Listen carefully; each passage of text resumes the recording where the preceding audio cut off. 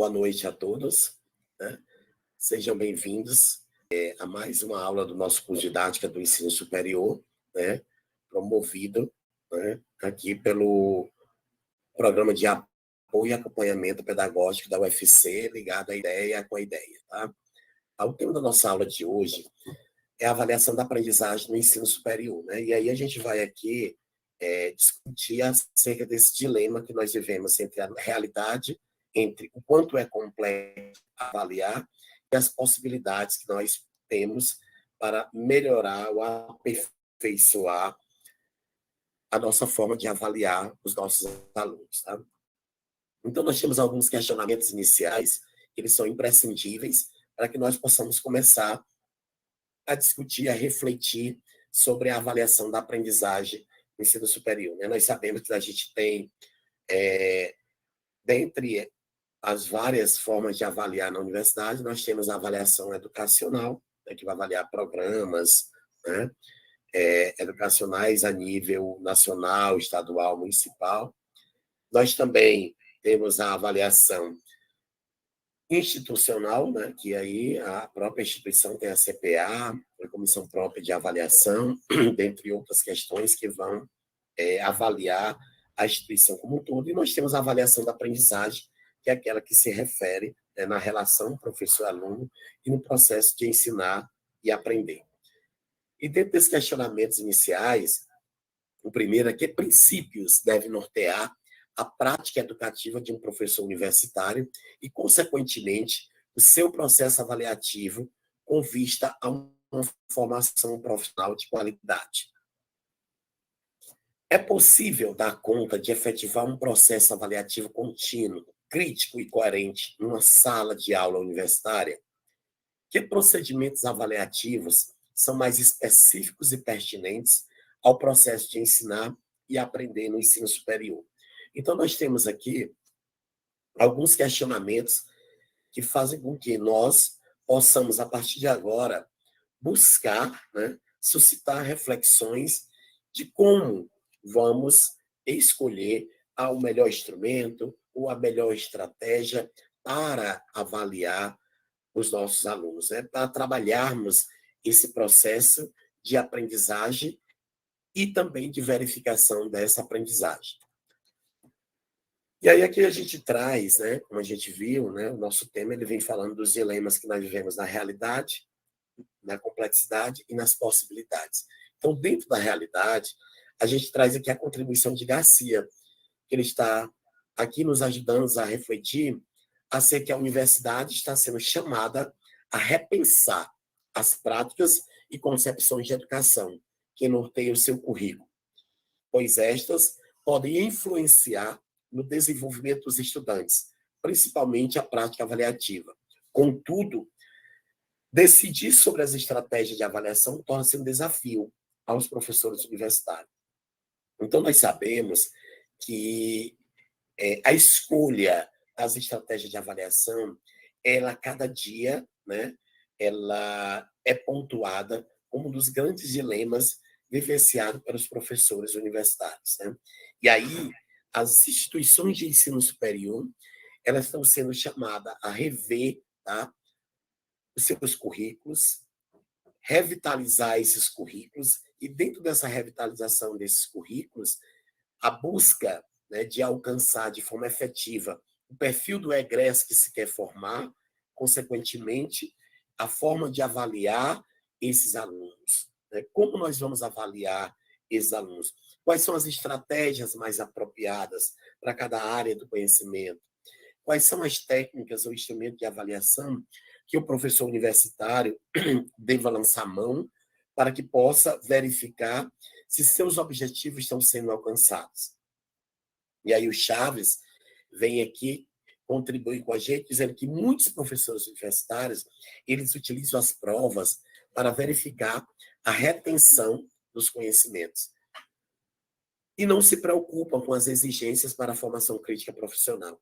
Então, é preciso que nós compreendamos que as avaliações da aprendizagem que os professores aplicam não são instrumentos ou técnicas para prestação de contas, e sim são técnicas ou instrumentos de avaliação, onde o professor vai lançar mão para verificar o que os alunos aprenderam, em que nível eles aprenderam e que intervenções esse professor deve fazer a partir do feedback que ele terá dessas avaliações. Então, a partir do feedback que eu tenho em relação às notas, ao aproveitamento dos meus alunos, eu, enquanto professor, eu irei fazer as intervenções necessárias para redimensionar a aprendizagem desse aluno, reforçar aqueles conteúdos, conceitos, aquilo que não ficou efetivamente entendido pelos alunos. Então, nós precisamos, enquanto professores universitários, ter essa preocupação, né? Vale a pena lembrar que, embora a gente aqui tenha falado das provas em si, né, a gente vai comentar isso mais à frente, mas também há um equívoco quando diz que a prova escrita ela é um instrumento, uma técnica de avaliação, né, ela é uma técnica de avaliação ultrapassada, tradicional. E a gente sabe que a prova ela pode ser utilizada na atualidade. Agora, a maneira como eu vou elaborar essa prova, a forma como eu vou elaborá-la, é que vai ser o diferencial, tá? Mas que ela não está em desuso. Dentro dos propósitos, dos objetivos da avaliação, ainda dentro dessa realidade, a avaliação ela se divide em diagnóstica, formativa e somativa, tá? E o que vem ser a avaliação diagnóstica, né? A avaliação diagnóstica, como o próprio nome diz, o objetivo dela é diagnosticar. Ela vai detectar o nível geral de conhecimento dos alunos, as suas dificuldades e as medidas necessárias para supri-las. E é preciso que o professor compreenda que essa avaliação diagnóstica ela poderá ser aplicada antes do professor iniciar uma unidade de ensino ou um conteúdo específico para ver o que os alunos sabem acerca desse conteúdo que o professor vai ministrar e se eles sabem em que nível eles sabem, para que o professor possa, sim, organizar a sua fala, a sua ação pedagógica.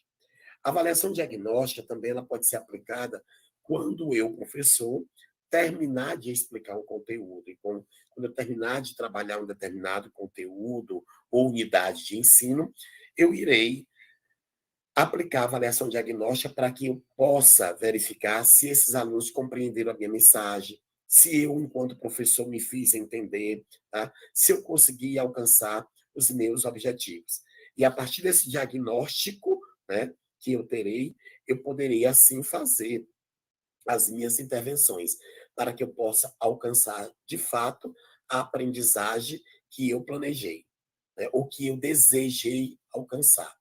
A avaliação formativa, ela ocorre durante todo o processo de ensino. Ajuda o aluno a aprender e o professor a ensinar.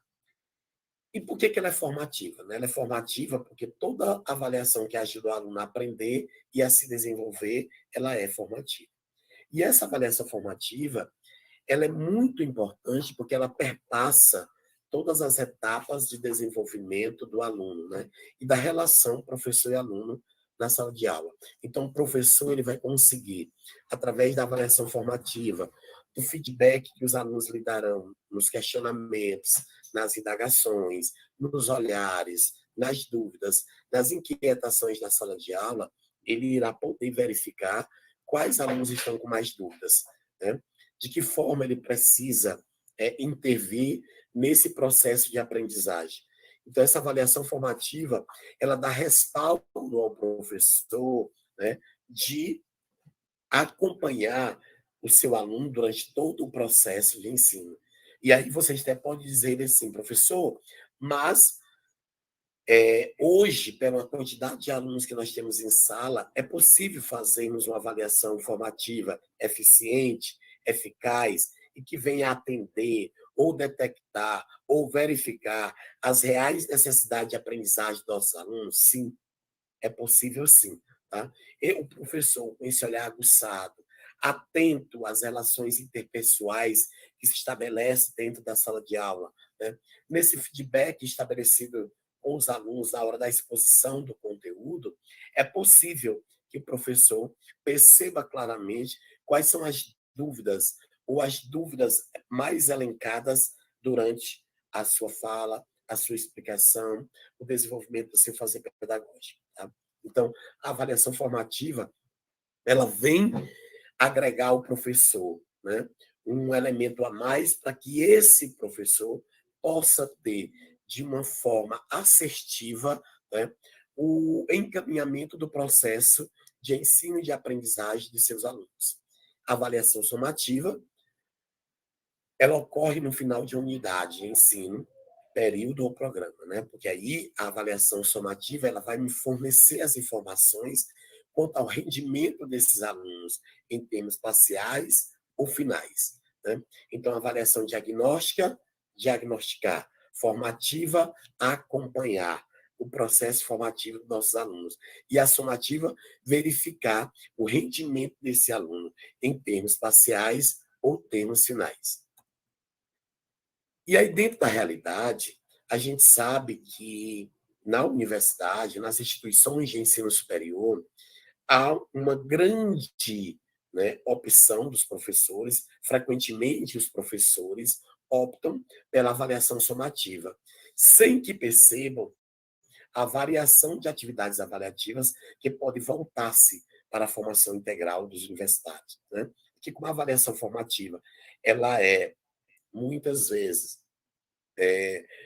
um instrumento de avaliação, né, uma técnica de avaliação mais aplicada, mais utilizada, onde o professor aplica uma prova, né, uma prova objetiva, uma prova subjetiva, né, só com o objetivo mesmo de verificar o rendimento desses alunos. E deixa em segundo plano, ou não valoriza, ou não utiliza na hora de avaliar o aspecto formativo. Tá? As outras atividades avaliativas que eu posso, enquanto professor, lançar mão para a formação dos meus alunos.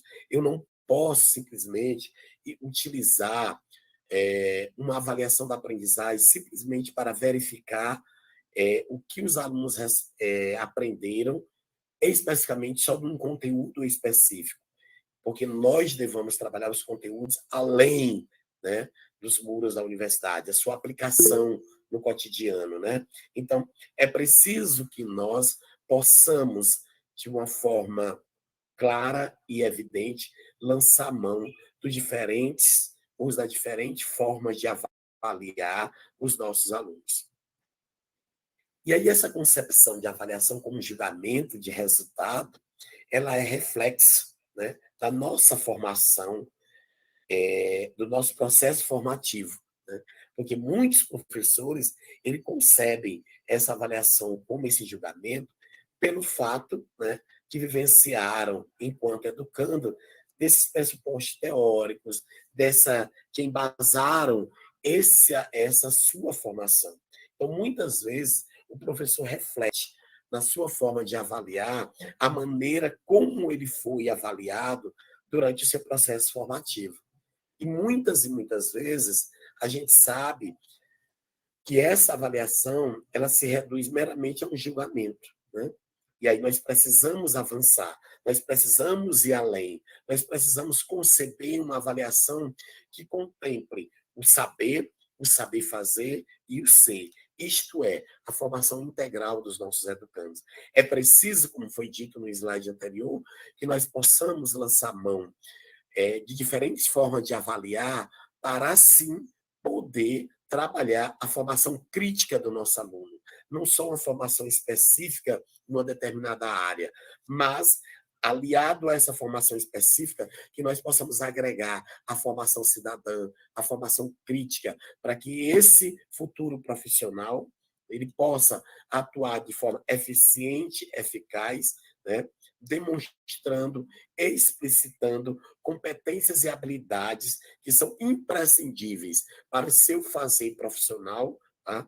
Como também para a sua formação cidadã. Então, nós precisamos ter esse cuidado. Nós precisamos buscar, né, acompanhar o desenvolvimento da educação. Esses pressupostos teóricos que embasaram a nossa formação inicial, eles são importantes, mas nós precisamos correlacioná-los a discussões atuais, tá? Porque a avaliação da aprendizagem, ela é um processo contínuo e cumulativo, contínuo, né? Esse aspecto de continuidade do dia a dia, cumulativo da aprendizagem dos nossos alunos.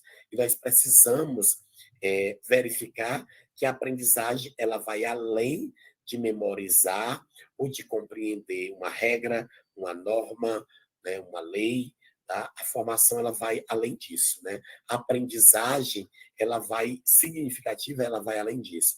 E os nossos alunos não precisam só aprender, eles precisam apreender, né? Os conteúdos, os conteúdos específicos, o conteúdo de vida, né? E de que forma, agregando de forma harmoniosa os conteúdos específicos da sua área de formação com os conteúdos da sua formação cidadã, de que forma essa aliança de forma harmoniosa irá contribuir para a sua atuação enquanto profissional, enquanto cidadão. E aí a LDB, no artigo 24, a linha 5, ele vem reforçar para nós que, ao se referir à verificação do rendimento escolar, o artigo 24 ele determina que os docentes observem os critérios de avaliação contínuo, cumulativo, e que prevaleça os aspectos qualitativos sobre os quantitativos e o dos resultados ao longo do período sobre de eventuais provas finais, né? Que muitas vezes os professores eles não estão trabalhando de forma equilibrada ou de forma harmoniosa os aspectos qualitativos e quantitativos, tá? A LDB, em nenhum momento, ela está pedindo que nós possamos supervalorizar um em detrimento do outro, tá? Nós temos os aspectos qualitativos e os quantitativos, mas os dois precisam ser trabalhados, tá? Não adianta eu também ter um aluno que chega pontualmente, que faz todas as atividades que eu peço, que participa da aula, ele tem muita qualidade, mas da hora que eu aplico uma avaliação, eu tenho aí um aluno que tirou uma nota muito baixa, que não conseguiu ter um bom aproveitamento. Então, ele precisa ser trabalhado no aspecto da quantidade. Então, é preciso que nós aprendamos que a avaliação da aprendizagem ela trabalha dentro da nova perspectiva que a nossa lei diretriz e base especifica, é que a avaliação da aprendizagem ela precisa ser trabalhada aliando aspectos qualitativos e quantitativos. E o professor também precisa ter consciência de que ele não pode supervalorizar, tá, um resultado de um exame final em detrimento do resultado ao longo do período. Então, muitas vezes, nós, enquanto professores universitários, nos tornamos refém dos números, dos décimos, né? Nós precisamos ir além disso. Muitas vezes, nós já temos casos assim, em que um aluno ele foi para o exame final, que a média de aprovação é 7, né? Pelo menos aqui na nossa instituição, dentro das regras da avaliação, que está no regimento, né? A avaliação, nota para aprovar em média é 7. Ele foi para o exame final com 6,9, né? E aí, com esse 6,9, ele precisa tirar, no mínimo, 5,1, que é na somatória da 12, para que a média fique 6 lá no exame final, né? No exame final, pode-se ter a média 6. E esse aluno, ele fez a prova e ele precisava tirar 5,1 e ele tirou 5. E aí ele teve que repetir uma disciplina de 90 horas, que no semestre seguinte, o fato dele ter que cursar essa disciplina, porque ela é pré-requisito, atrapalhou o andamento, tá, do curso desse aluno, porque houve choque de horários, dentre outras formas.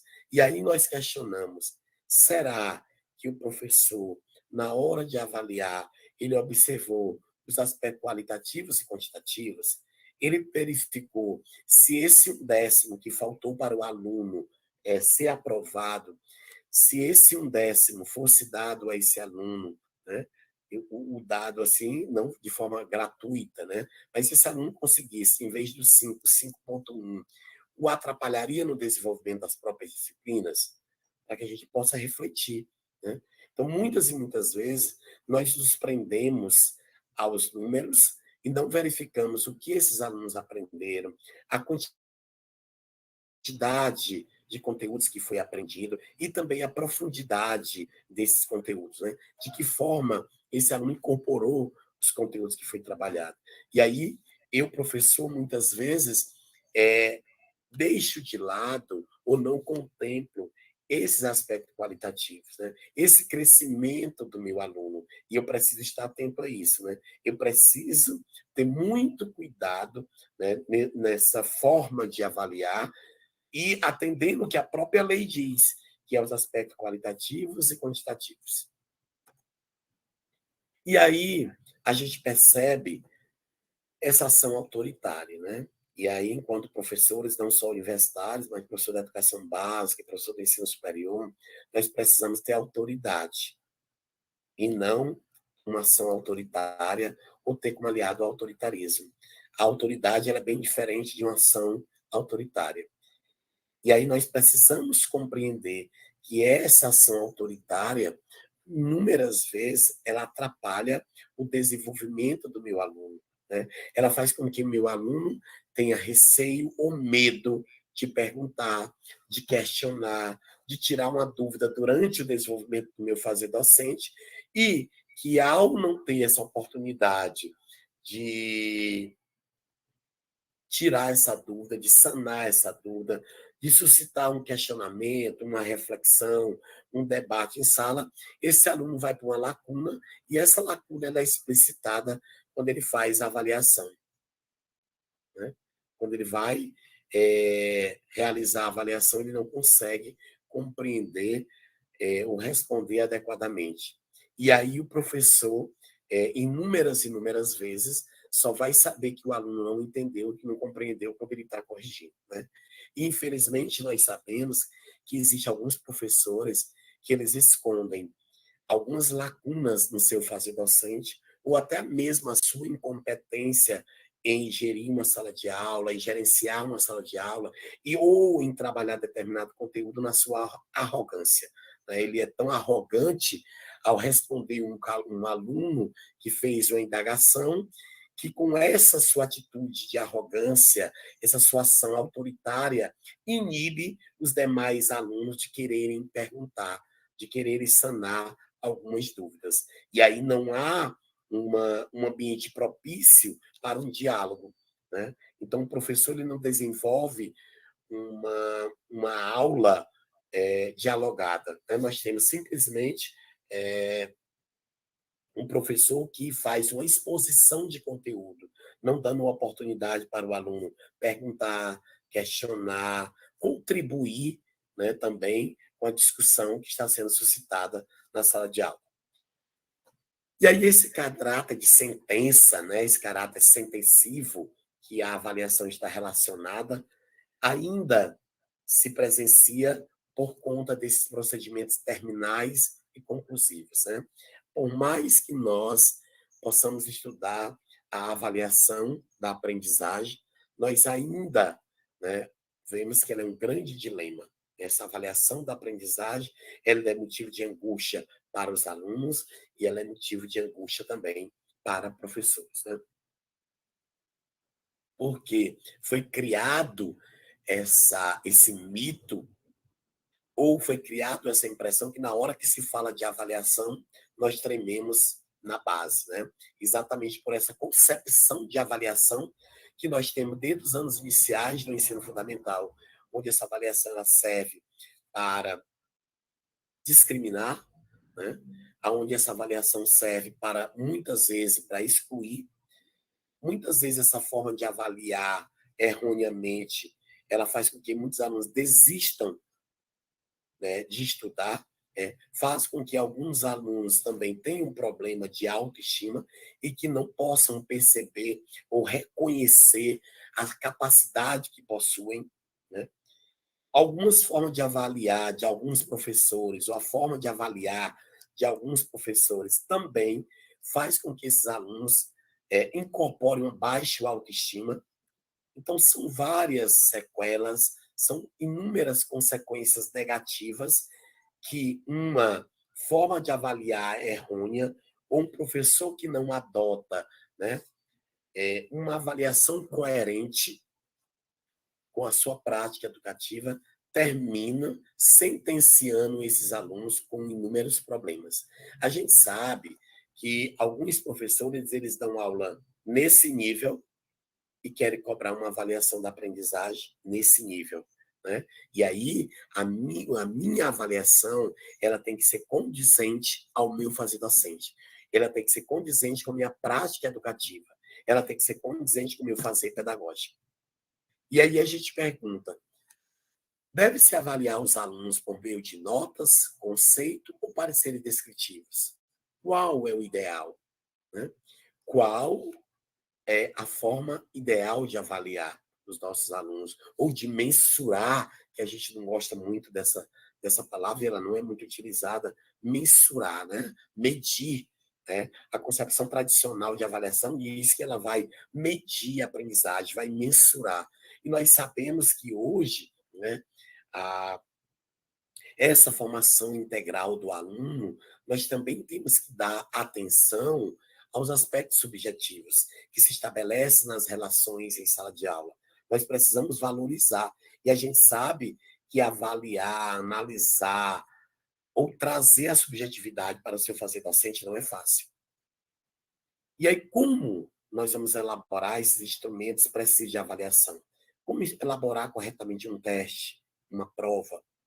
De que modo podem ser estabelecidos critérios de avaliação preciso, levando em conta o todo do aluno, né? Como é que eu avalio o todo do aluno, né? Como é que eu avalio os aspectos qualitativos? Alguns professores mencionam que um dos aspectos qualitativos que ele avalia é a criatividade. O que é a criatividade?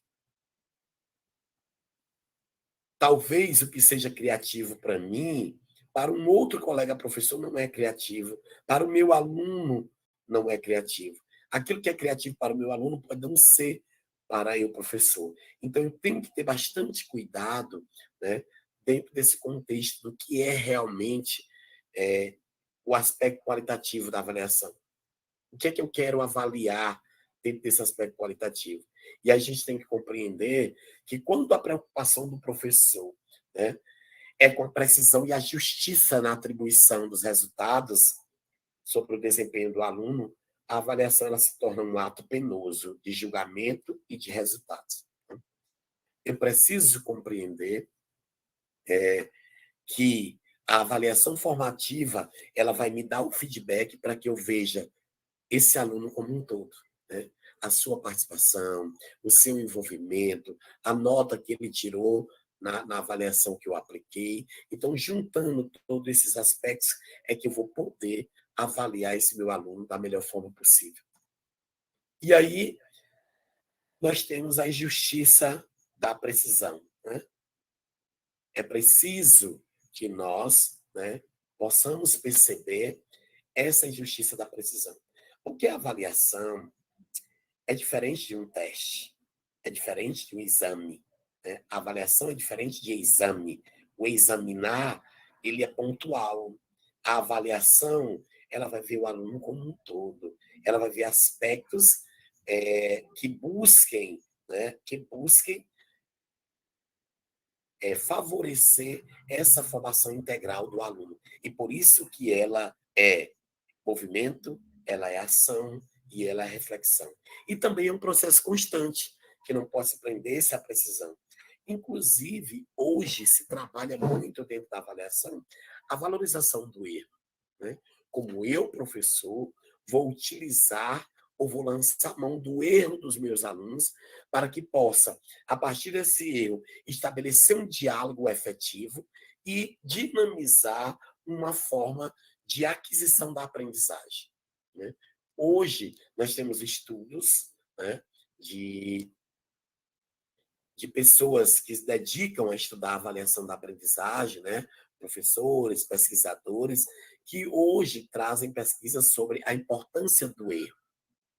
A importância do professor utilizar o erro, tá, como um mecanismo que vai ajudá-lo a estabelecer um diálogo harmonioso e democrático, fazendo com que, através desse diálogo, dessa troca de ideias, né, através desses depoimentos dos alunos, através dessa interação, eu, enquanto professor, mediador desse processo, posso tornar, tá, a aprendizagem algo efetivo ou mais próximo desses alunos.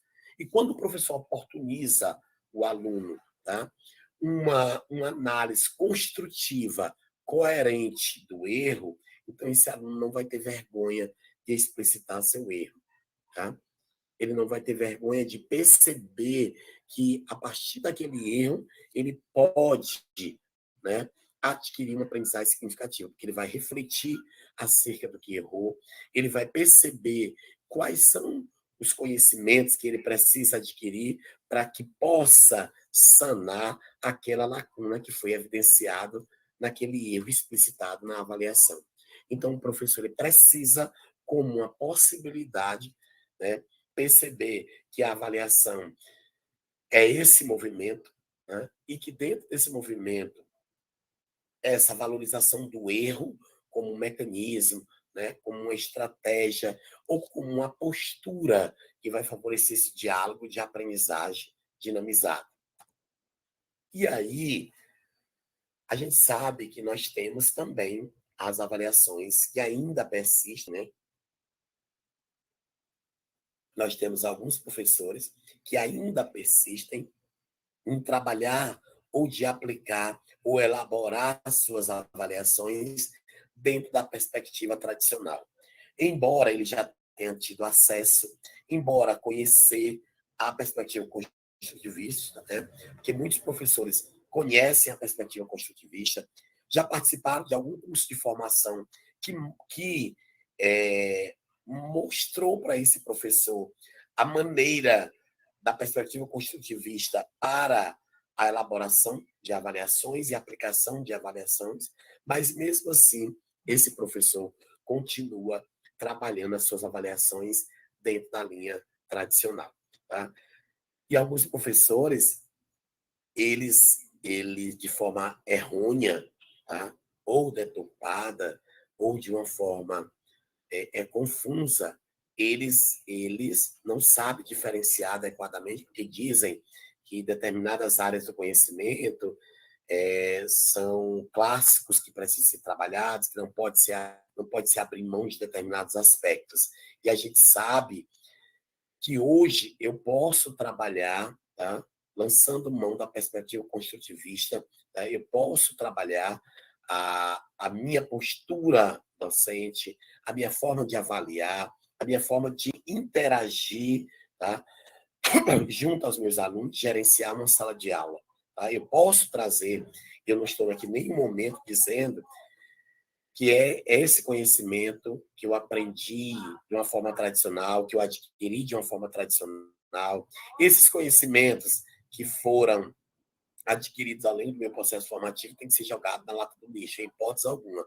Mas essa forma tradicional de avaliar, ela precisa agregar os novos elementos que venham atender ao perfil de aluno do século XXI, ao perfil de escola do século XXI e ao perfil de cidadão que é a sociedade que o século XXI exige. E aí, se nós compararmos aqui, na linha tradicional, as avaliações da aprendizagem, há uma exploração exagerada da memorização. Então, quem tem o hábito, a facilidade de memorizar, teria melhor proveito. Enquanto que, na perspectiva construtivista, nós temos que a premissa de que as avaliações devem ser contextualizadas. Tá? Elas precisam ser contextualizadas para que esse aluno compreenda melhor, né, o conteúdo trabalhado, bem como a aplicabilidade dele. Então, a contextualização das avaliações, elas são essenciais. Né? Aquela história de perguntar o que é, quantos são, defina isso, caracterize isso, cite. Então, são questões que não irão contribuir para uma verificação da aprendizagem mais assertiva dos alunos. Nós precisamos avançar acerca disso. E aí a gente vê que na linha tradicional nós temos a falta de parâmetros para correção, né?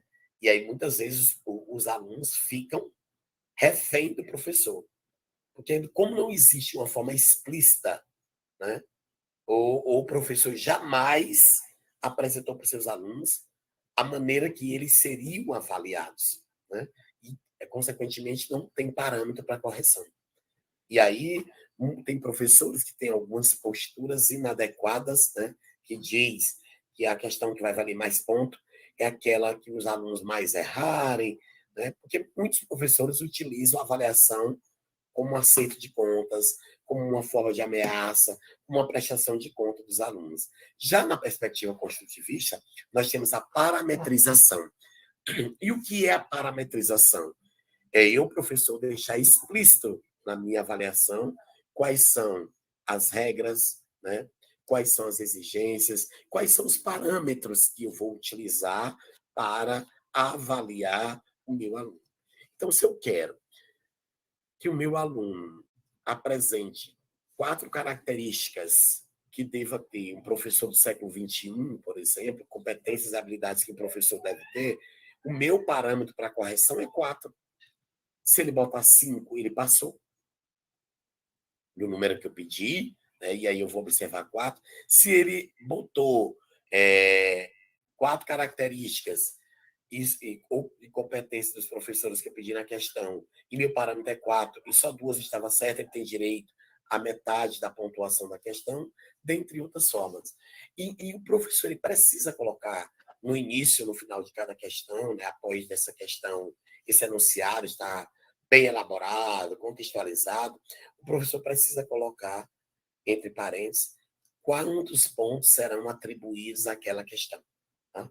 Para que o aluno também possa, inclusive, saber como ele vai ser avaliado e como foi distribuído essa nota. Tá? Aqui na linha tradicional, nós temos a utilização de palavras de comando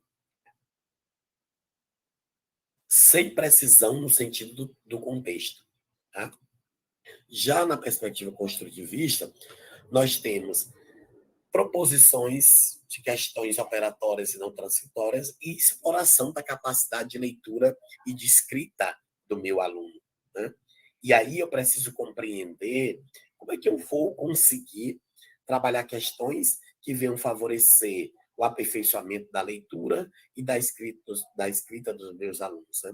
Através de questões operatórias, onde leve o aluno a refletir, a analisar, a interpretar, e não só questões transcritórias, onde o aluno vai transcrever aquilo que está lá na apostila e vai colocar na avaliação dele.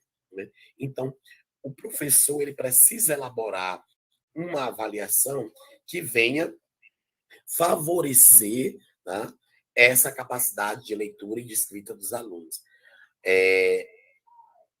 Tem um exemplo que eu sempre gosto de citar quando eu falo de avaliação, que está no livro do professor Vasco Moreto, né? O título do livro é Prova, um momento privilegiado de estudo e não um acerto de contas.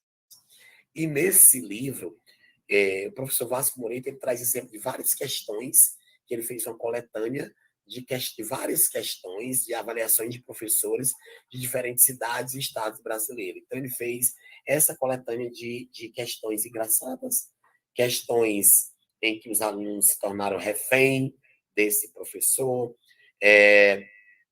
questões que não atendem à real necessidade dos alunos e nem à realidade da sala de aula que esse aluno está inserido e também que o professor está inserido como mediador.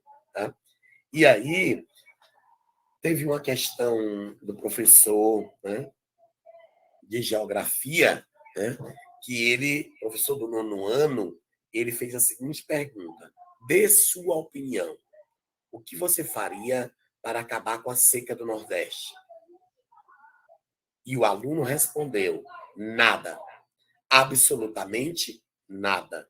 Odeio os nordestinos. Quero que todos morram. E aí, embora absurda essa resposta que o aluno colocou na sua avaliação, ele merece todos os pontos que foram atribuídos nessa questão. Porque o professor usou uma palavra de comando sem precisão. Ele disse: dê a sua opinião. Ah, professor, eu não posso solicitar uma questão para que o aluno dê a sua opinião? Pode sim, mas aí você contextualiza, né? O próprio Vasco Moreto, no seu livro, ele fala de como a gente poderia elaborar essa questão que eu acabei de falar para vocês, dê sua opinião, o que você faria para acabar com a seca do Nordeste? Que eu poderia elaborar essa questão dentro da forma contextualizada, usando uma parametrização e ajudando o meu aluno na aquisição da capacidade de leitura e de escrita, né? E ele diz como nós podemos reformular essa questão. Então, ele diz, sabemos que nossos irmãos nordestinos sofrem todos os anos com a seca que os assola. Imagine que você seja uma autoridade com a capacidade de resolver ou amenizar tal problemática. O que você faria? Cite 4 medidas racionais e cabíveis que você adotaria para a problemática. Então, vejam que ele contextualizou essa questão buscando da solidariedade, quando falou dos nossos irmãos nordestinos. Ele evidenciou e reforçou um conteúdo trabalhado em sala de aula, que é a questão da seca que assola os nordestinos. Ele fez com que esse aluno pudesse fazer uma projeção, se ele fosse uma autoridade, e que nessa função que ele estaria como autoridade, ele tivesse a capacidade de resolver ou amenizar essa problemática. E aí ele também usou a parametrização, quando ele pediu que citasse 4 medidas racionais e cabíveis, né? Então, a gente pode perceber claramente que isso é possível de ser efetivado, né? Que isso é possível de se trabalhar, uma avaliação que venha ser, né, um elo, tá, de efetivação de aprendizagem significativa. E, acima de tudo, que ela possa proporcionar essa capacidade crítica e reflexiva do meu aluno. Dentro da perspectiva construtivista, as avaliações também elas podem ser interdisciplinar. E é um grande desafio para os professores elaborarem uma avaliação interdisciplinar, né? E nós sabemos que a interdisciplinaridade há uma comunhão, né, entre as várias áreas do conhecimento, ou as várias áreas do conhecimento podem ser trabalhadas de forma harmoniosa, agregadas e atreladas. O conhecimento de uma área do conhecimento contribui para a outra, né? Então, uma área de conhecimento ela empresta a sua área de conhecimento para favorecer uma aprendizagem mais ampla de uma outra área. Então, nós precisamos avançar muito nas questões de trabalhar as avaliações numa perspectiva interdisciplinar. E aí, para isso, a gente precisa trabalhar muito bem essa formação de avaliações da perspectiva interdisciplinar, né? Porque muitos professores, eles conseguem fazer avaliações interdisciplinares com história e geografia, com geografia e língua portuguesa, história de língua portuguesa, mas a gente tem um grande problema de trabalhar uma avaliação da aprendizagem interdisciplinar utilizando também a área das exatas, utilizando a matemática, né? Geralmente, quando a gente deixa livre, poucos alunos escolhem em aliar numa avaliação interdisciplinar a matemática com outra área do conhecimento, ou de aliar outra área do conhecimento com a matemática, né? Geralmente, as pessoas buscam elaborar uma avaliação interdisciplinar dentro do contexto daquilo que ele acha que mais se aproxima. Porque foi criada essa falácia de que a matemática não dá para ser trabalhada de forma interdisciplinar com as outras áreas do conhecimento. E dentro dessa perspectiva construtivista, nós precisamos estar atentos à formação integral do nosso aluno. E aí, nessa formação integral, está a sua aquisição de conhecimento na área específica, mas também eu tenho que ver esse meu aluno como um ser social, tá? Como ser social. E aí, como diz o Valon, né, eu tenho que também trabalhar as emoções.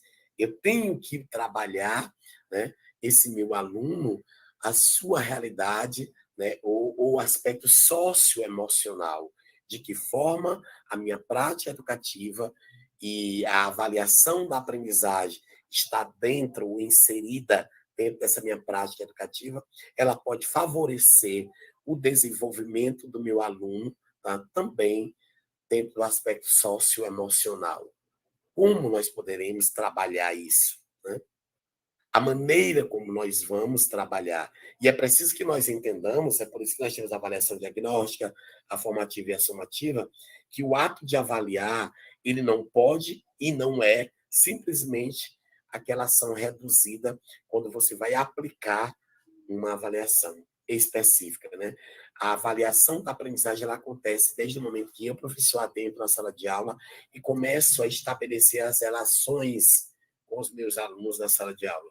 Quando eu começo a trabalhar o conteúdo, quando eu começo a indagá-los, o que eles sabem daquele conteúdo, para que eu possa verificar em que nível de conhecimento, de profundidade ele sabe daquele conteúdo, para eu fazer a minha intervenção.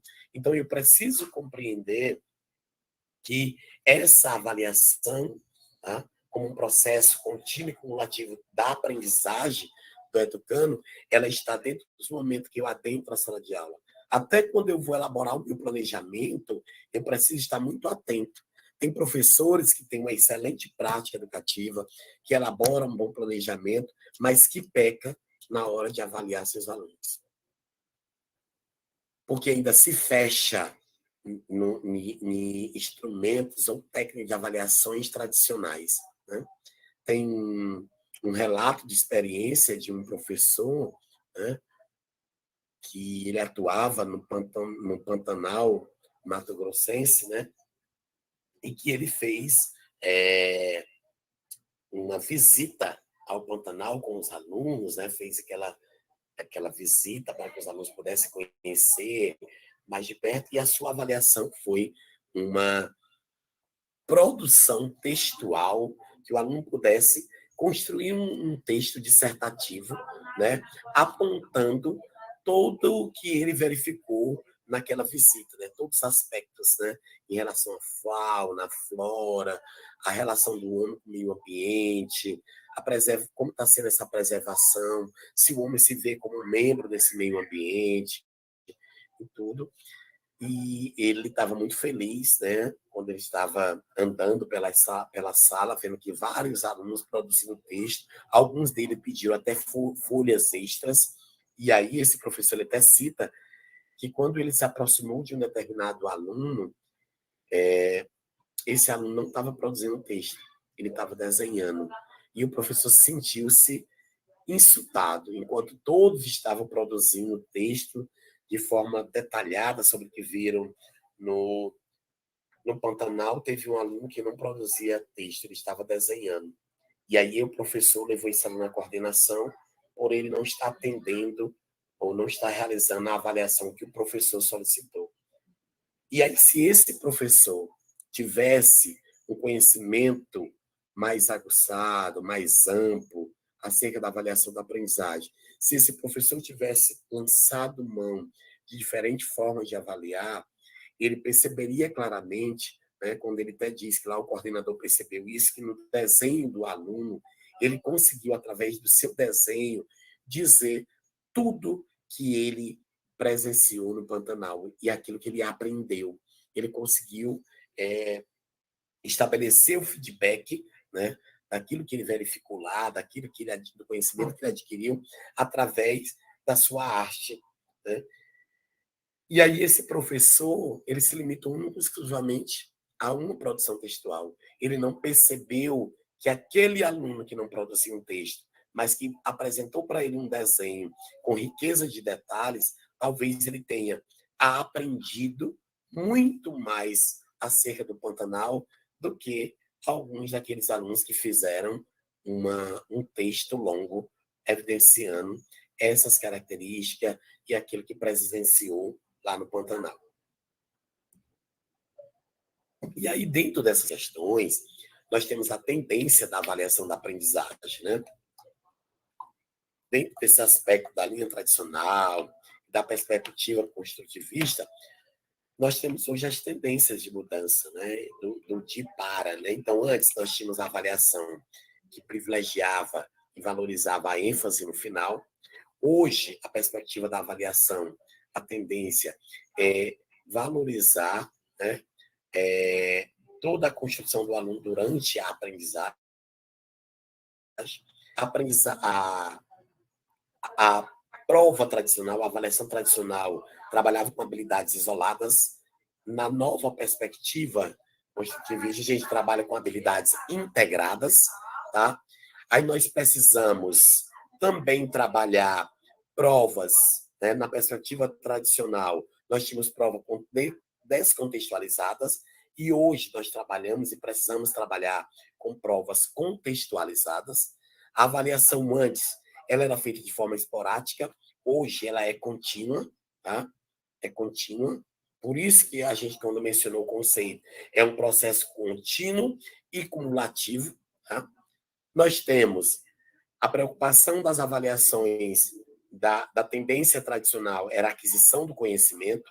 Hoje, a nossa preocupação não é só a aquisição do conhecimento, mas também a aplicação desse conhecimento nas situações do cotidiano que esse aluno vivencia. A perspectiva tradicional, como nós mencionamos anteriormente, ela valoriza a memorização, tá? E a perspectiva construtivista valoriza a aprendizagem, tá? Porque a memorização, o tempo dela é bem menor. Né? E aí, dentro dessa avaliação da aprendizagem, né, nós temos aqui as técnicas e os instrumentos. E aí, nós temos que ter alguns cuidados necessários com a prática da avaliação escolar. Nós precisamos propiciar a autocompreensão, né, onde o educando e o educador sejam aliados na construção de resultados satisfatórios da aprendizagem. Nós precisamos motivar o crescimento através do reconhecimento de onde está e pela visualização de possibilidades. E, nesse contexto, nós precisamos evitar comentários desabonadores na hora de devolver a avaliação. A gente sabe que hoje a devolutiva da avaliação, nós vamos até ver, a devolutiva da avaliação ela é importantíssima para os alunos, eles receberem feedback da avaliação. A maneira como eu vou trabalhar essa devolutiva deve ser algo inclusivo, né? Que não venha causar nenhum constrangimento ou mal-estar, tá? Aos alunos. Então, eu preciso evitar esses comentários desabonadores na hora de devolver a avaliação. Tá? Então, a gente tem muitos exemplos de professores que, na hora de fazer a devolutiva das avaliações, eles fazem comentários assim que mexe com o ego dos alunos, né? Que interfere na construção e na idealização de uma autoestima positiva ou de uma imagem positiva que o aluno tem de si. Tá? Então, eu preciso ter muito cuidado na hora da devolutiva. Né? E quanto à correção, eu também preciso ter a coerência de não fazer um espalhafatado com cores berrantes. Né? Eu já participei de algumas discussões acerca da avaliação, que alguns professores que estavam assim na mesa, na roda de conversa, diziam que não era a favor da utilização, por exemplo, da caneta vermelha para corrigir uma avaliação. Né?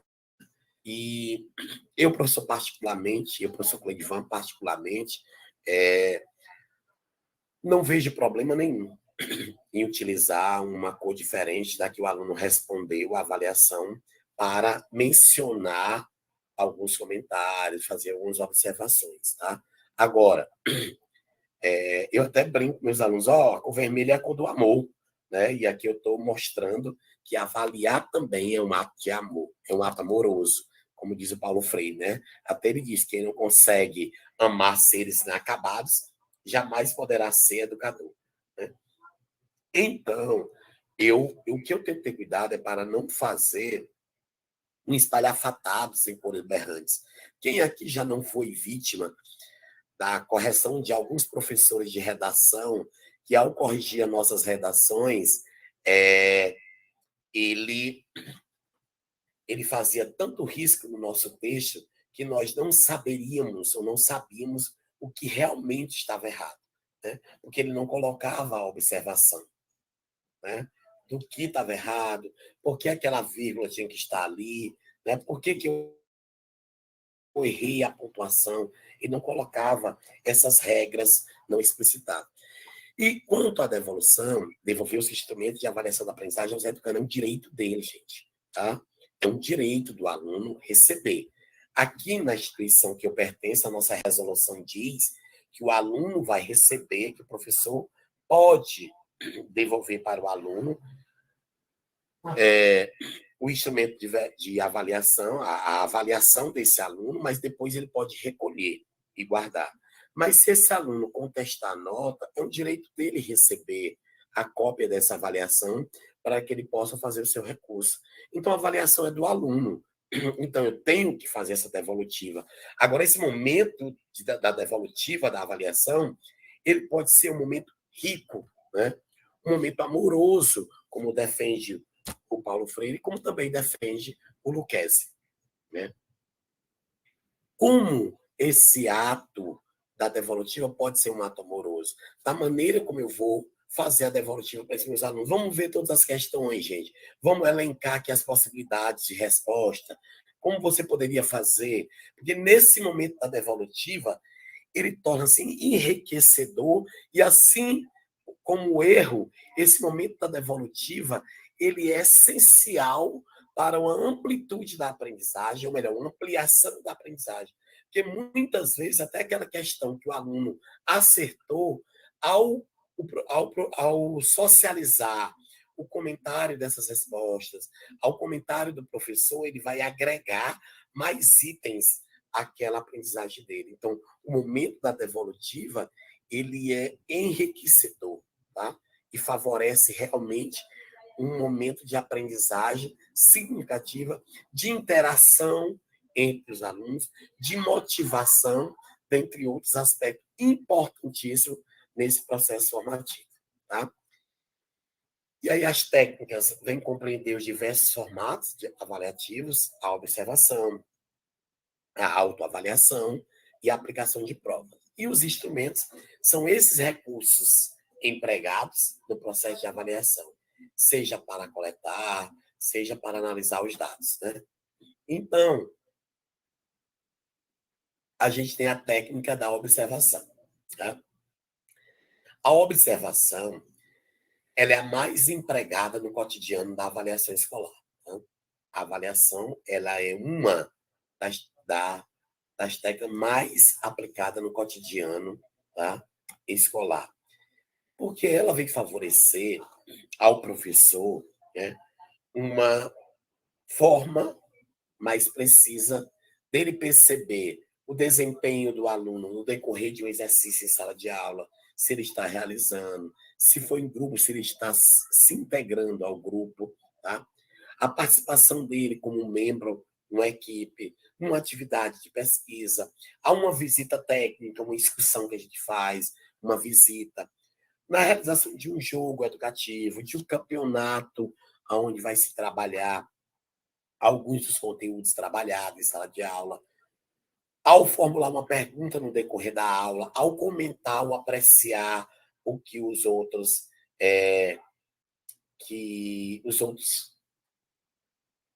os outros colegas fizeram, ou os argumentos dos outros colegas. Então, é importantíssimo que nós possamos perceber que a observação, ela nos ajudará a ter esse retrato, essa imagem mais fiel do todo da sala de aula. Agora, eu preciso estar atento, né? Eu, como professor, eu preciso elaborar a minha observação. Embora nós sabemos que a gente tem a avaliação sistemática, que é aquela casual, mas também nós temos a dirigida. A avaliação sistemática, ela é realizada de uma forma espontânea, informal, mas a avaliação sistemática, ela é organizada com antecedência. Eu, como professor, eu vou elaborar o que eu quero observar, uma visita, no decorrer da aula, o que é que eu quero observar? Mas isso também não quer dizer que eu não possa fazer uma avaliação, uma observação sistemática, de forma espontânea. Aquilo que não estava lá no meu planejamento, ou que não foi previamente elaborado, organizada, mas que eu necessitei de verificar pelo cotidiano, pelas relações que está sendo estabelecida dentro da sala de aula. E aí nós temos a maneira como nós vamos otimizar e utilizar esses dados observados. Como é que eu vou utilizar esses dados que eu observo no cotidiano da sala de aula, né? Eu vou fazer anotações, eu vou construir registros, né, desses fatos significativos da vida do meu aluno, né? Eu vou poder anotar, né, fazer. Agora vejam, eu vou fazer registros descritivos, tá? A observação, eu faço relatos, observações descritivas, sem dar juízo de valor a priori. Eu vou descrever, tá, aquilo que acontece para depois verificar por que está acontecendo e por que está acontecendo da forma como está acontecendo. E que intervenções eu posso fazer para melhorar essa situação que está acontecendo, tá? Na sala de aula, da aprendizagem do meu aluno. Esses dados, ele pode ser registrados, né? Cada professor vai ter a maneira como ele vai fazer a sua observação. Na sua ficha de cada aluno, no seu caderno, no seu diário de bordo, né? No seu diário de campo. Esse professor ele vai lançar mão dessa forma dessas anotações para assim poder ter um feedback mais fiel dos alunos. E aí, como é que eu posso tornar o registro da observação mais útil e funcional? Eu vou determinar os aspectos relevantes e significativos que serão priorizados na observação em função dos objetivos educacionais estabelecidos, né? Então, vejam, os aspectos relevantes e significativos que são priorizados baseados nos objetivos que eu me propus a ensinar, né? Por isso a gente até trabalhou em aulas anteriores o planejamento e a organização do trabalho do docente, né? Porque a partir dos objetivos pré-estabelecidos ou dos objetivos educacionais que eu, enquanto professor, quero alcançar, eu vou verificar o melhor aproveitamento disso junto aos meus alunos. Faço de preferência, como eu mencionei, um relato descritivo das manifestações de cada aluno, e aí você vai indicar os avanços, as dificuldades nesse processo de aprendizagem. E eu preciso usar uma linguagem clara, objetiva e concisa, tá? E é um relato descritivo, sem ali estar dando juízo de valor. Você vai descrever o que está acontecendo, para que depois você possa analisar por que está acontecendo aquele fato que você descreveu.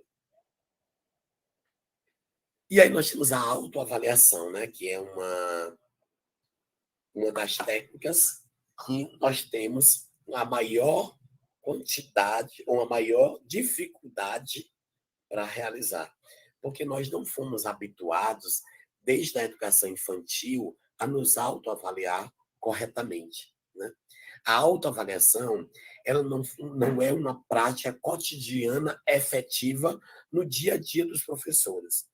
Ou melhor, poucos professores fazem com que os alunos possam se sentir confortável em se autoavaliar. Ou melhor, muitos professores nunca levaram aos alunos o conhecimento da importância e acerca a importância e bem como todas as questões acerca da autoavaliação. Hoje a autoavaliação ela é usada geralmente quando nós dedicamos a atividades significativas, né, decorrente de um comportamento intencional. Ela é feita pelo próprio aluno, na vivência do processo de ensino. Ela também vai propiciar ao aluno, né, a capacidade dele dizer os seus pontos fortes, as suas dificuldades, o que ele aprendeu e o que ele precisa melhorar, né? Essa autoavaliação, quando esse aluno ele realmente teve a oportunidade de agregar o que seja realmente uma autoavaliação, a importância da autoavaliação, então esse aluno ele vai ter plena consciência do quanto que é importante realizar uma autoavaliação coerente e verdadeira, para que possa se aproximar fielmente da realidade. Ela vai capacitar o aluno a dizer também, né, de que forma está aprendendo, e ele vai poder explicitar o que ele aprendeu usando suas palavras, o seu entendimento, o seu raciocínio. Ele vai avaliar o seu progresso, vai avaliar o comportamento, né? Então, assim, nós precisamos compreender que a autoavaliação ela é muito importante quando, desde os anos iniciais, os professores possam conscientizar os alunos da importância disso. E também no ensino superior. Mas ainda hoje nós temos ou é para termos alunos com a maturidade, né?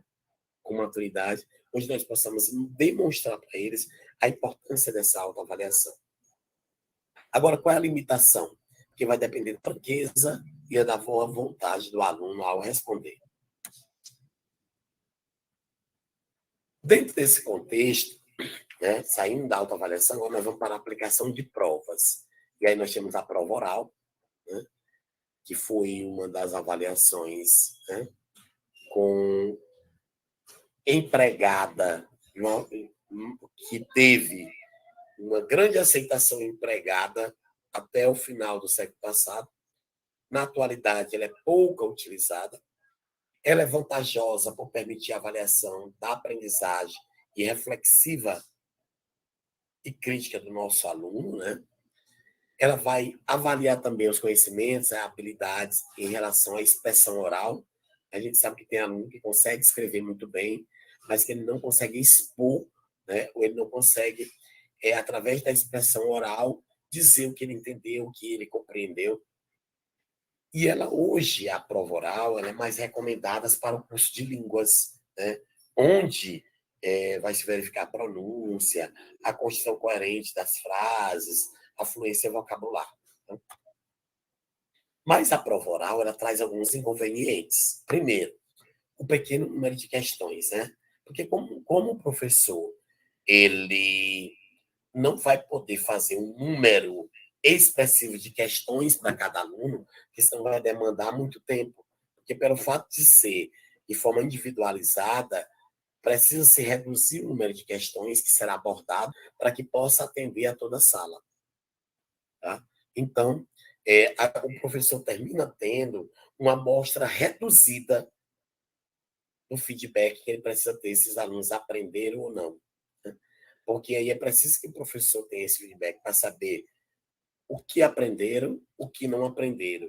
E se aprenderam, em que nível está o que aprenderam. Até para que esse professor, essa escola, a coordenação, a direção, possa fazer as intervenções necessárias. E aí o outro detalhe, o outro inconveniente, né? O outro inconveniente da prova oral é que os atributos pessoais do aluno, né? A fluência verbal, a capacidade dele de expor oralmente as suas ideias, a sua simpatia, o seu desembaraço, até a sua timidez, vai interferir no resultado dessa avaliação. E aí, muitas vezes, nós podemos ser injustos, né? Porque temos alguns alunos que são extremamente tímidos, que se prepararam adequadamente, né? Se dedicaram a estudar o conteúdo, mas que não conseguem, devido à sua timidez, expor, né? Não conseguem expressar através da oralidade aquilo que aprendeu, como aprendeu. E aí, um outro inconveniente que o julgamento da prova oral é imediato e não há um padrão fixo, né, de avaliar, não há uma parametrização, é muito subjetivo, né? Porque aí tem aqueles fatos que eu acabei de falar, né? Os atributos pessoais, a aproximação do professor, tudo isso vai interferir na nota. Os alunos eles são avaliados individualmente, como eu falei, demanda muito tempo, né? E aqui nós temos a aplicação da prova dissertativa. Agora nós temos a prova dissertativa. Temos a prova oral e temos a prova dissertativa, que é aquela que o aluno organiza e escreve as respostas utilizando suas próprias palavras. E aí a prova dissertativa, ela traz e ela necessita ter um grau de aprofundamento, tá? Ela precisa ter uma organização em que o aluno possa demonstrar, utilizando as suas próprias palavras, o que aprendeu, a maneira como aprendeu e como ele pode aplicar aquele conhecimento que ele recebeu em situações do cotidiano, onde ele está inserido enquanto cidadão, no seu âmbito familiar, na sua comunidade, dentre outros aspectos. E aí, quais são esses tipos de questões apropriados numa avaliação dissertativa? A primeira delas é relacionar e enumerar. As questões de relacionar e enumerar, elas vão exigir apenas uma recordação, a memorização, né? Então, ela é respondida de uma forma simples, tá? De uma resposta livre, mas que utiliza-se também da memorização. A comparação, as questões de comparar, ela já consiste numa análise simultânea de objetos, de fatos, ou processos, ou fenômenos, para quê? Para que esse aluno que está resolvendo aquela avaliação, a pessoa que está resolvendo essa avaliação, ela pode perceber claramente quais são as semelhanças e as diferenças estabelecidas entre aquilo que ela está estudando, ou entre duas realidades, tá? E aí, dentro da avaliação, dentro das questões de comparação, é exigida a planificação e a organização das ideias. Diferente lá do relacionar e enumerar, onde o aluno tem essa resposta livre. Ele vai botar a sua concepção, né? A sua concepção. Enquanto que nas questões de comparar, existe essa planificação, essa organização das ideias para que o aluno possa apresentar uma resposta coerente. As questões de descrever, ela vai solicitar a exposição das características de um objeto, de um fato, um fenômeno, né? Então, muitos alunos não gostam, mas é importante que você, né, faça com que esse aluno sinta-se motivado, né, a perceber a exposição dessas características de um objeto, que ele possa perceber de uma forma objetiva, clara e sucinta o processo, o fenômeno, né, o fato que está ali sendo apresentado naquela questão. O exemplificar consiste em confirmar uma regra ou demonstrar uma verdade. E aí, esse tipo de questões, quando eu peço a questão para que o aluno exemplifique, né, ela vai exigir a aplicação do conhecimento aprendido. Porque quando o professor pede para ele exemplificar, ele vai tentar, esse aluno, ele vai pegar aquele conhecimento aprendido na sala de aula, de uma forma teórica, através de uma teoria, do estudo de uma metodologia, de um texto, e ele irá aplicar, né, ele irá aplicar é, essa, essa avaliação que ele elaborou dentro, né, de situações do cotidiano. E aí esse aluno ele vai poder apresentar como, na resposta aquilo que ele aprendeu dentro desse conhecimento dele aprendido enquanto cidadão, enquanto profissional, né? E é preciso que a gente veja que esse aluno, dentro da questão de exemplificar, o aluno ele não deve só apresentar definições e enunciar leis, princípios, mas aplicar o conhecimento dando a contribuição pessoal. Então, ele vai dizer onde eu vou aplicar esse conhecimento, como eu vou aplicar esse conhecimento. As questões de sintetizar consiste em fazer um resumo, ou isto é, expor de forma concisa e abreviada uma ideia ou assunto, apresentando seus aspectos essenciais. Gente, muitas pessoas acham que é fácil, mas uma questão de sintetizar tem que ser bem trabalhada, o meu aluno, né? Existem pessoas que a síntese dela é maior do que o texto original, muitas vezes. E aí a gente precisa, né, explorar nas nossas avaliações questões de sintetizar, onde o aluno ele vai expor de uma forma objetiva a sua ideia, né, o assunto que ele quer estudar, os seus aspectos positivos, tá? Que ele agrega à sua formação.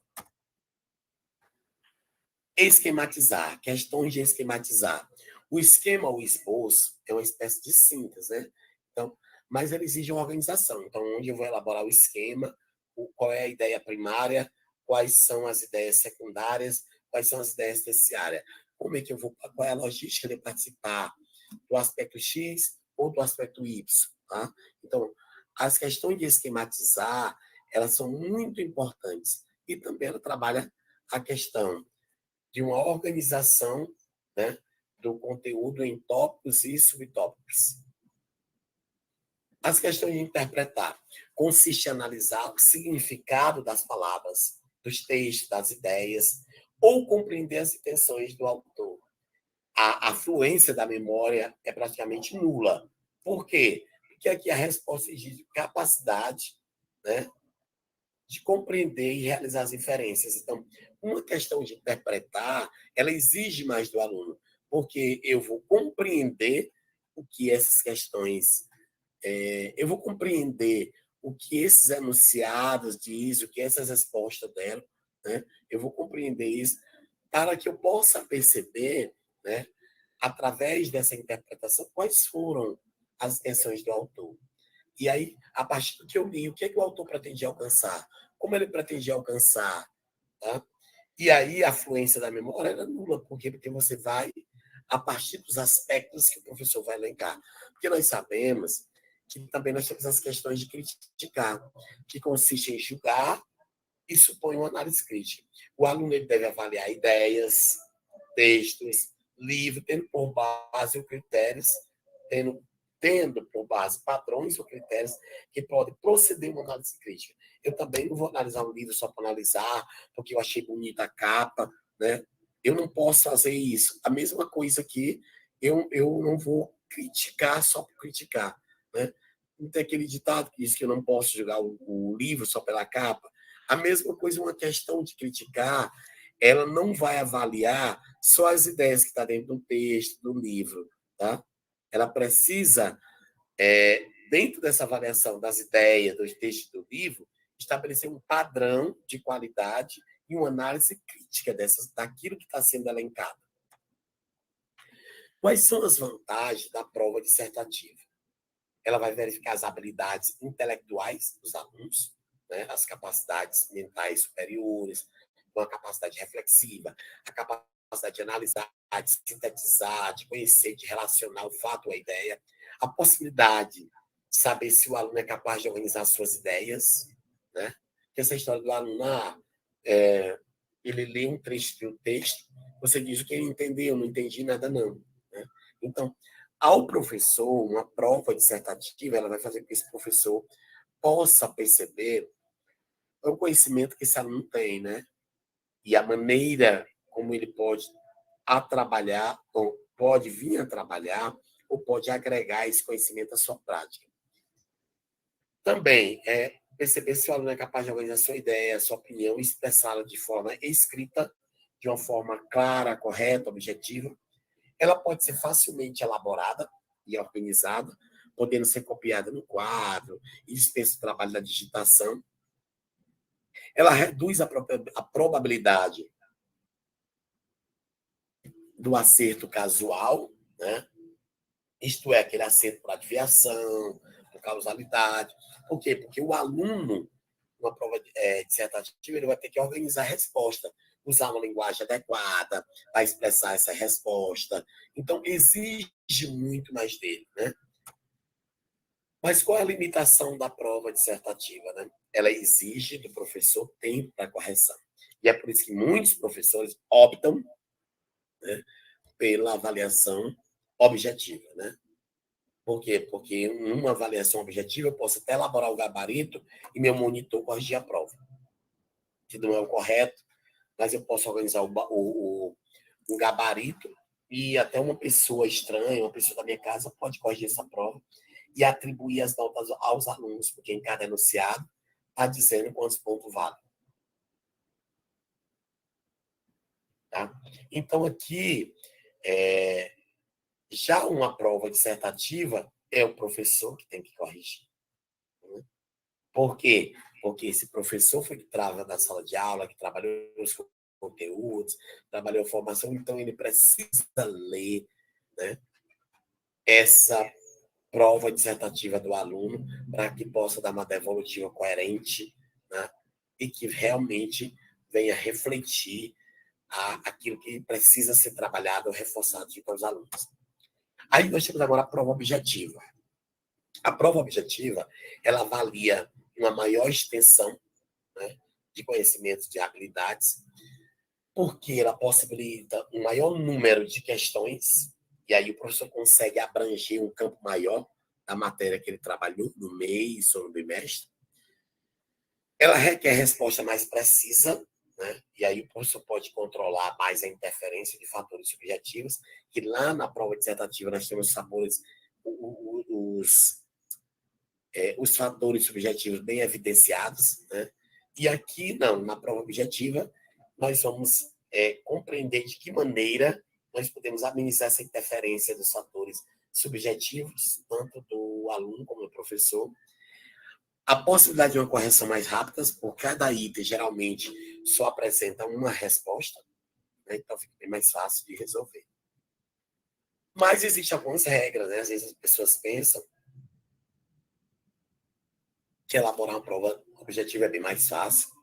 Alguns também se acomodaram e acham que é correto elaborar sua prova só pegando o banco de questões de concurso, o banco de questões de outra universidade, né? E colocando na prova escrita. E acha porque colocou lá a fonte, concurso tal, está tudo suficiente. Mas essas questões que você pegou do concurso, elas traduzem ou elas refletem a realidade da sua sala de aula? Porque você pode ter trabalhado o seu conteúdo de uma forma, e embora aquela questão que você pegou lá de um concurso, né, ou de um banco de dados, trabalhe o mesmo conteúdo, mas ela está elaborada na perspectiva do professor que elaborou aquela questão, e de repente não na perspectiva que você está trabalhando. Então você precisa ter muito cuidado. E aí, quais são as regras da elaboração de uma questão de prova objetiva? Regras gerais. No geral, se as questões forem objetivas, deve conter o mesmo número de alternativas. 5 sempre é o melhor. Mas eu não posso ter uma questão de A a C, outra questão de A a E, outra questão de A a D. Eu tenho que manter uma padronização. Eu só quero quatro alternativas. Então, eu vou colocar, né, A, B, C e D. Pronto. E aí eu vou padronizar todas. Tá? Embora a gente está dizendo que 5 é melhor, não é algo fechado.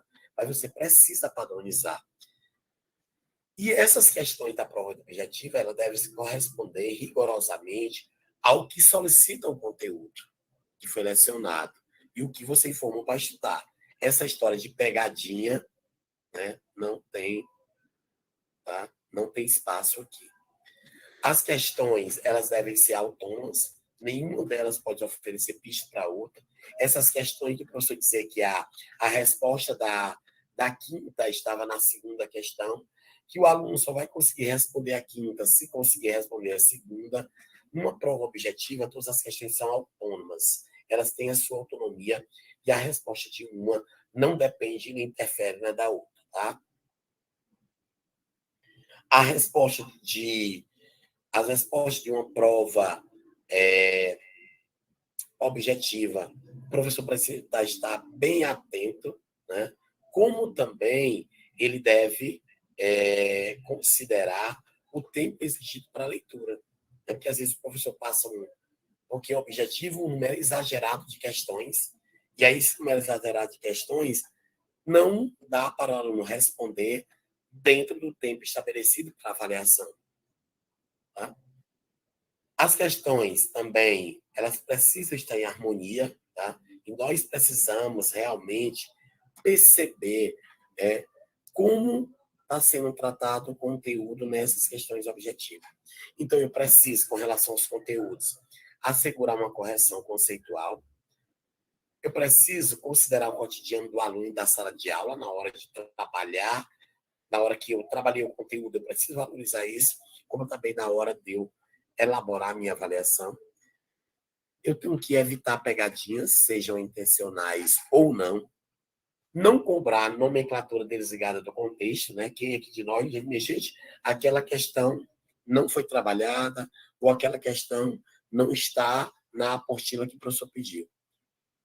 Não cobrar fórmulas memorizadas, excluir qualquer referência discriminatória quanto à etnia, religião ou gênero, apresentar uma única situação do problema, por isso que você tem que ler, reler as alternativas, ler o enunciado, reler as alternativas para que está tudo ok, tá? Não produzir questões que envolvam preferências pessoais ou crítica de juízo, né? Então tem que ter bastante cuidado com questões que trazem em seu bojo essas preferências pessoais. Com relação à linguagem, né? Eu preciso empregar um vocabulário simples, nacionalmente conhecido. Eu preciso também verificar a idade dos meus alunos e seu desenvolvimento, tá? Desenvolvimento cognitivo dos mesmos. E mesmo que eu esteja falando de algo negativo, o enunciado de uma prova objetiva ele precisa ser escrito na afirmativa, sempre. Mesmo que ele trate de um fato negativo, ele terá que ser redigido na afirmativa. Numa prova objetiva, eu não posso utilizar expressões como nunca, sempre, todas estão corretas, todos estão corretos, está totalmente correta, absolutamente, completamente. Eu devo excluir essas expressões. E aí vocês podem estar dizendo, professor, mas nos concursos tem muito isso. Tem muitos professores que aplicam isso, né? Exatamente por desconhecimento. Tá? E aí eu preciso verificar a ortografia e a concordância ou pedir para alguém fazer, né? A gente sabe que algumas instituições particulares têm lá um profissional para ele fazer essas correções, né? Aqui, numa instituição pública, nem sempre nós teremos a pessoa que vai fazer essa verificação da ortografia, mas você pode estabelecer parcerias. As alternativas, elas não devem contar detalhes irrelevantes, como também nem conteúdos absurdos. Não deve ter ambiguidades. Precisa ter uma coerência e apresentação. Eu preciso conferir se eu tenho apenas o gabarito e conferir a coerência gramatical entre enunciados e alternativas. Está tudo ok? Se está tudo dentro do mesmo padrão, né? Porque eu não posso ter um enunciado com 10 linhas e o outro já com 2. Eu preciso tentar me aproximar dentro da contextualização desses enunciados da melhor forma possível.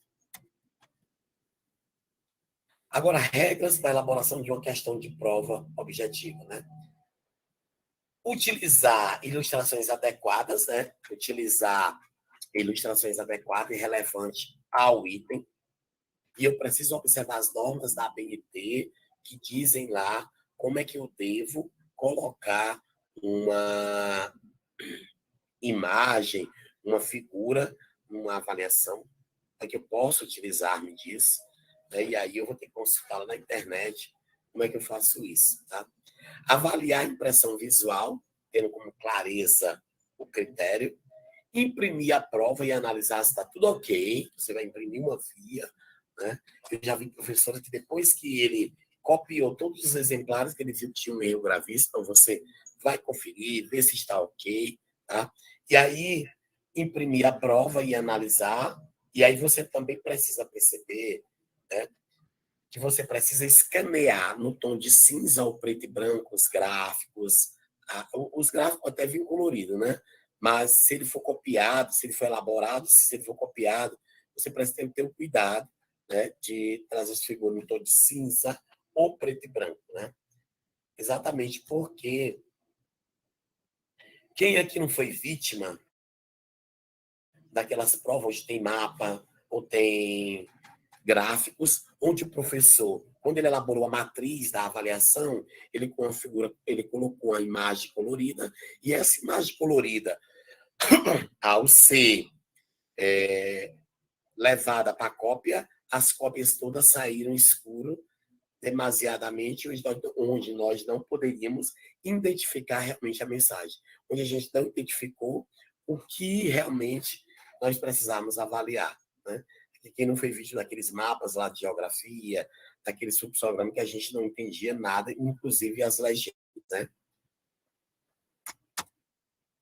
E aí, aqui finalizando a nossa fala, Dentro da realidade, no ensino superior, não deve só formar os acadêmicos com os conhecimentos científicos exigidos da profissão, mas há necessidade que os prepare para a avaliação de suas competências exigida para o exercício profissional, estando a avaliação articulada ao trabalho pedagógico. Nós precisamos conscientizar os professores, formadores de profissionais, professores universitários, da importância de uma avaliação da aprendizagem que seja articulada ao trabalho pedagógico do professor. Os professores universitários, e até também da educação básica, e aqui nos referindo aos professores universitários, eles precisam perceber e compreender que a avaliação ela é um feedback da sua ação docente. Através do resultado da avaliação, é que eu vou perceber se realmente eu estou desenvolvendo um trabalho coerente, eficiente, eficaz, se eu estou atendendo às necessidades dos meus alunos e se eu estou alcançando os objetivos ao qual me proponho. É importante perceber que a avaliação não é um fato isolado e nem pode ser um fato isolado, mas ela decorre de uma prática pedagógica coerente, organizada, que articula um perfil profissional e, acima de tudo, né, quais são os objetivos dessa formação. Então, é importante perceber que a avaliação ela precisa ser coerente e organizada, articulada a esse perfil profissional que se quer formar, aos objetivos dessa formação, interligando ensino, aprendizagem e avaliação como elementos indissociáveis. Da complexidade,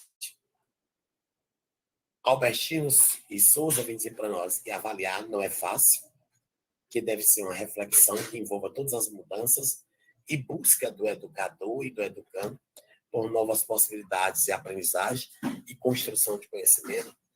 E aí, onde será consideradas as potencialidades individuais de cada educando e também reorientá-los para o seu desenvolvimento pleno. É importante perceber que, por não ser um fato isolado, né, a avaliação da aprendizagem, tá, ensino, devem ser elementos indissociáveis no processo formativo dos nossos alunos. Na possibilidade, as instituições de ensino superior, muitas instituições estão realizando novas propostas pedagógicas, né? Onde, nessa revitalização dessas propostas pedagógicas, o papel dos alunos e professores, né, nesse processo de ensino-aprendizagem é imprescindível. Enfatiza a participação dos alunos na organização e no desenvolvimento das atividades avaliativas.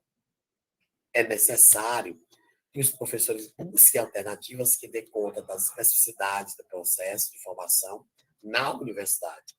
A avaliação ela tem que ser articulada à construção da cidadania e à formação crítica. E ela precisa ser capaz de integrar conteúdos, exercitar a dúvida, instigar a investigação e ampliar a autonomia do meu educando e o questionamento dos estudantes em relação ao seu processo formativo. Aqui a gente trouxe alguns exemplos de questões que são mal elaboradas, né? O professor de matemática colocou encontre X e o aluno botou, ele está aqui. O professor colocou, descreva o regime político adotado pelo Jânio Quadros. Professora, eu nasci em 1987 e por esse motivo não poderia responder essa pergunta, mas me prontifico de ir à biblioteca para pesquisar qual foi o regime adotado por ele. Aqui a professora perguntou, explique resumidamente o processo de destilação simples. Aí o aluno colocou, faça uma linha no chão, atravesse-a e você está daquele lado, atravesse de novo e você estará destilado. Viu como é simples? Aqui são algumas das referências que nós utilizamos na nossa aula de hoje. E aí, Borba Ferro vem dizer para nós que avaliar é um ato necessário e traz em si uma crítica pedagógica, que mesmo indicando o desempenho próprio do acadêmico, tem a finalidade de provocar uma reação destinada a motivá-lo a rever o percurso da sua aprendizagem.